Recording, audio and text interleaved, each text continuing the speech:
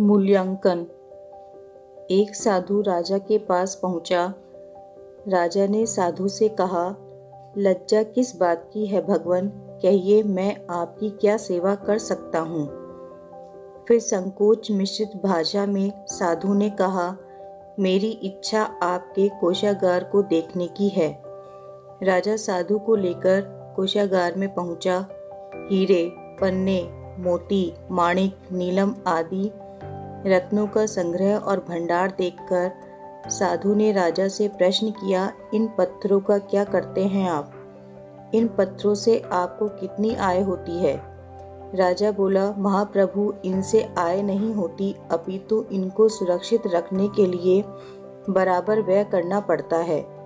पहरेदार रखने पड़ते हैं। यह रत्न बहुमूल्य हैं, चोरी हो जाने का भय रहता है। साधु ने कहा, आप मेरे साथ आइए, मैं आपको इनसे भी बहुमूल्य और अत्यंत बेशकीमती पत्थर दिखलाता हूँ। राजा ये सुनकर साधु के साथ चल पड़ा। साधु राजा को एक झोंपड़े में ले गया। वहाँ एक विधवा वृद्धा रहती थी। उस झोंपड़े के एक कोने में आटा पीसने की चक्की पड़ी थी। उस चक्की से वह दूसरों का आटा पीसकर अपना पेट पालती थी।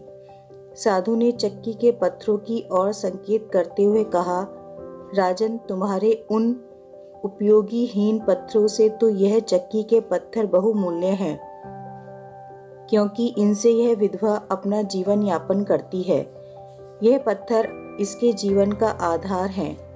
आपके पत्थरों पर तो उल्टा व्यय होता है। राजा मस्तक झुकाए मौन खड़ा था।